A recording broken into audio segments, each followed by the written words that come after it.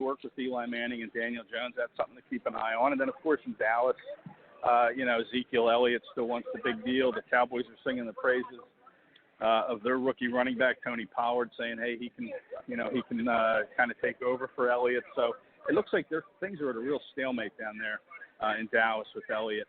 And then we'll see how Dak Prescott can do without their star running back if it comes to it. So, there's some things to keep an eye on. There's just a couple things off the top of my head right there. Well, Ed, we appreciate you joining us. I know you got to get back to practice. Rick will give you the final word with Ed Kracz. Go ahead. Well, I don't really have a final word. I mean, Ed does a fabulous job every time. I was just going to say I agree with him on the Andrew Luck thing a minute ago when I was going to chime in. I just think it's maybe he's a little sore, but it's mostly because they're just protecting their future. We just don't want to see him getting banged up, taking some kind of silly injury in preseason here. So I think that's all this is with Andrew Luck. I think Derrick Henry, though, is actually the calf injury you need to worry about just because of that soft tissue injury and the position he plays. I think the Titans actually are in a little bit of trouble with that injury that Derrick Henry has. So that's probably going to be the problem. And also Zeke Elliott, I still think something by week 1 is going to get done for all three of Amari Cooper, Dak, and Zeke Elliott. Well, Zeke Elliott is not getting the money he's going to ask for, so he's going to have to come to a compromise. That much I'm pretty sure that. I'm just saying, though, because you see the top early guy and everything, these guys right now, their value will never be higher than what it is right now for the rest of their career. So these next 2 or 3 years, their value is the highest it's going to be. So I do think something will get done. Might not be quite what he's asking for, but I still think it's going to get done. Oh, I think he'll get a deal, absolutely. I think he'll stay on the team with the Dallas Cowboys. Ed, any final words or thoughts or words that we don't want to hold you any longer than what you promised to stay with us? Well, that point about Derrick Henry, I have to get concerned. The Titans are just through here. That Jeremy McNichols, their running back, I think he's a rookie. He did a pretty nice job against the Eagles running the ball and catching the ball. So, I think the Titans are going to be kind of a dangerous team, in the AFC South. And somebody the Colts are going to have to, contend with, obviously. But, that's all. It's good being on with Rick again, though. I'll tell you, it's been a while. You got to bring romance and fear to the show, baby. That's right. Well, I'm not a big romantic guy, but I hear you. At the same time. All right, Ed. We'll let you get back to practice there. I appreciate you giving us a call there from the Philadelphia Eagles practice field. Where can people find your work and masterpieces? Yeah, they can hit me at www.footballmaven.io/Eagles, and stay tuned for some work announcement coming up here soon. A little bit of a change for the better. So that'll be probably in a couple weeks. But right now it's footballmaven.io/Eagles, or you can follow me on Twitter at Kratze, Kratze. Now you can't leave us hanging, man. Come on. You can't leave us hanging. All right. Well, I can't really say anything yet. All right. Sounds good. Have yourself a good weekend, sir. All right. You bye-bye. Too. Bye-bye. Ed Kracz, beat writer for the Philadelphia Eagles, footballmaven.io/Eagles. Rick Riggen, our official college football contributor. Rick, we're just going to roll on into this final segment. Mo's going to be joining us here in just a minute, so let's get some college football previews. Yes, sir. Yeah, and I just saw your text, by the way. I appreciate that. But yeah, let's dive into this. Let's just do a quick overlook, if you will. Go ahead and let's talk a little bit about Notre Dame. That's what your true love is, and then we'll branch out to the Big Ten, and Mo will be joining us here soon. Well, you mentioned earlier when I first came on, you had Matthew Embury on, and he talked about how Notre Dame's probably a little overrated this year, and I actually tend to agree with that. I mean, they lost some great players from last year, even though they're still really good. They're going to be really good this year. But I would say they're overrated because of the schedule they have to play. They're on the road at Michigan, on the road at Georgia. This all takes place in the first half of the season. Notre Dame's going to get through this first half of the year. In my belief, they're going to have 2 losses. I hate to say it because of, how I feel about Michigan, Tom, but I don't see them getting the win at Michigan. I definitely do not see them getting the win at Georgia. I just hope they're close games. I could see Notre Dame at the end of the year having 2 or 3 losses. That should still set them up for possibly a New Year's Six bowl game or one of the really good bowl games. But a playoff appearance back-to-back years, I don't see it. And plus, really bad news a couple of days ago, their starting tight end, Cole Kmet, broke his collarbone.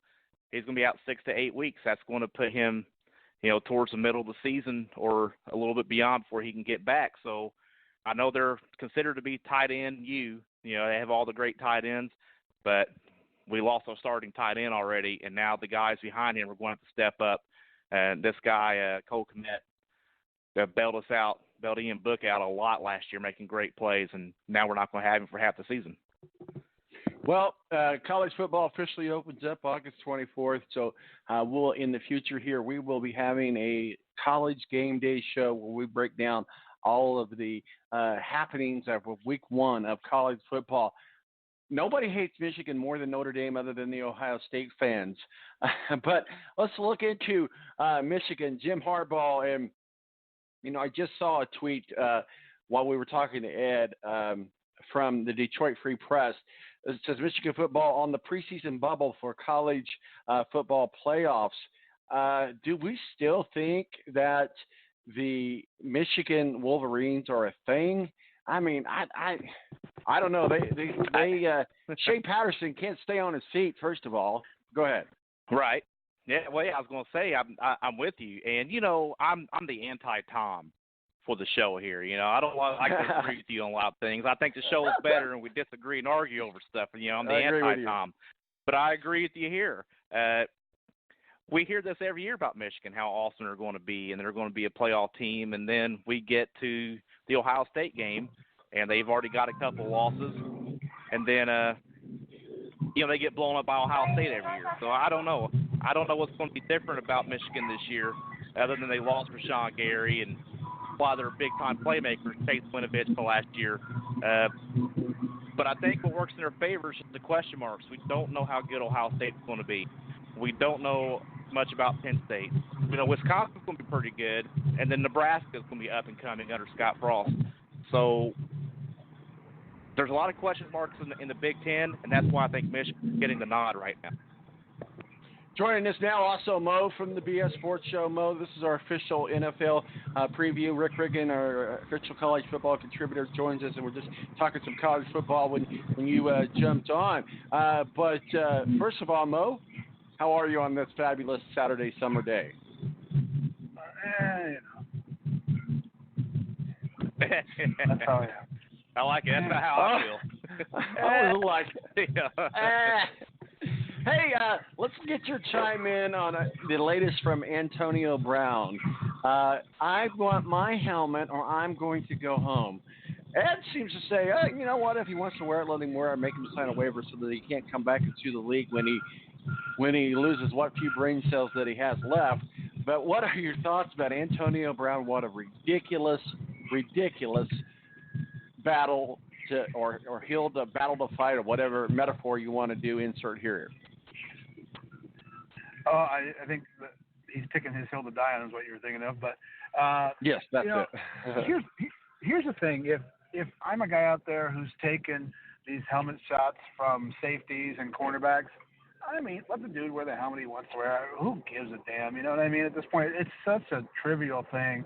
But, as a guy who could have issues later on down the road, who are we as fans to say, it's not a big issue. If that's the helmet he wants, let him wear the helmet he wants. If I was out there taking headshots as a wide receiver going across the middle and down the field, I'd want to wear the helmet that I wanted to wear. So that part didn't bother me. Now, getting in the cryo chamber without the protective socks and shoes on, that's a dumb move, but the helmet thing didn't really bother me that much.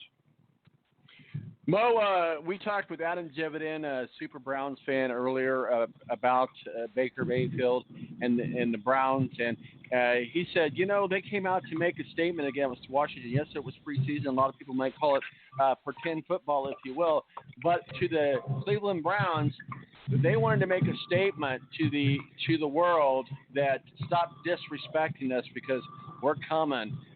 What are your thoughts? Big win. Granted, a big win against the Washington Redskins, but it is just preseason. Well, I mean, you look at what the Browns wanted to do. They came out and wanted to run their 2-minute offense on the first drive when Baker was in there. He didn't have many of his weapons in. A couple of guys were in there, Chubb and Njoku. But the offense looked tremendous while Baker was there. And the scary thing, I think, for the NFL is that the defense looked even better. They could have the best front line in all of football. So if they can keep things together and keep the car on the road, it could be a very scary team to play going down the stretch in the NFL. Well, they're coming to Indianapolis next week. I'll be there. What are your thoughts about that game? And, of course, we found out this week that Andrew Luck is going to be out of practice a few more weeks. And, again, everybody's saying nothing to be worried about.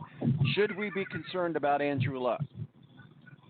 Yeah, I think after hearing Pat McAfee yesterday with Dan Patrick and saying that even, friends he's had in the organization for a long, long time are tight-lipped about it, I think there's a reason for concern. He said it reminded him of the time, when they were hiding how hurt Andrew Luck's shoulder actually was. So, yeah, I mean, after you saw what happened to Kevin Durant in the NBA playoffs who had a calf injury and the fact that the Colts have been tight-lipped before and flat-out lied to the fans and to the NFL about Andrew Luck's injury, I'd say, yeah, there's a lot of reason for concern at this point.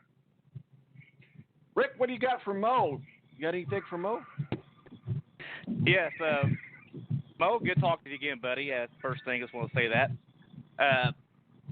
What was better, the opening drive for the Browns or the way Baker Mayfield shotgunned that beer by just busting the can open with his teeth? I mean, is what else can this dude do to be any cooler? I mean, it's like something new each and every week, and then you have Stone Cold Steve Austin giving him an A+, and you talk about a guy who can shut the beer. Stone Cold Steve Austin's been the guy who could do it for years, and to give Baker his endorsement and an A+ on that, I mean, I just don't know what Baker Mayfield it doesn't can do get to be, better. No, it just doesn't. He is the guy. He may not be the best quarterback in the NFL, but damn, is he cool. Hey, he's got a cool mustache. That's what I was going to say. It's the elegance of the Tom Selleck mustache he even has right now. It's great. It's great. Great to see. I think it's more the Burt Reynolds Boogie Nights mustache. Yeah, he looks like he's remaking. He looks like he's a stunt double for Harry Reams in one of those '70s porn flicks. That's what I was referring to. 70s porn. Hey, he's the My Pillow guy. That's a pretty good stash. That's a good stash.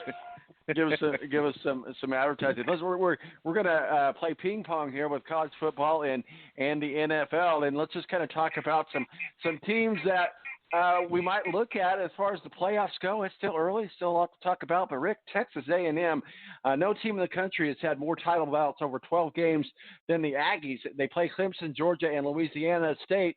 But to get the chance to host Alabama and Auburn in College Station, what are your thoughts about Texas A&M? Well, I mean, right there's the problem, Tom. I mean, it's Clemson, it's Alabama, it's Auburn. It's who they play in the conference they're in right now, and it's still dominated by Alabama.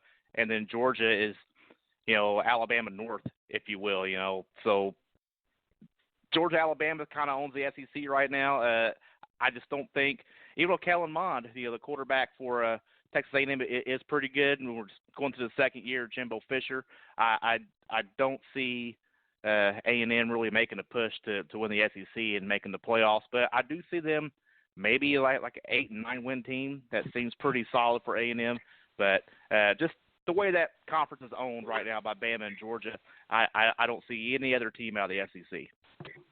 Well, what are your thoughts about Texas A&M? I mean, just the overall thoughts about them going into 2019 or 2020, really. I mean, at this point, does anybody really care other than Alabama? You know what I mean? I mean, granted there's other teams in that division, but let's be honest, we always expect Alabama to be there at the end. So does anybody really care other than Alabama? I mean, yeah, there could be an upset along the way, and Texas A&M is a program that's got a lot of money, but at this point, how do you not look at the the Alabamas and the Clemsons and the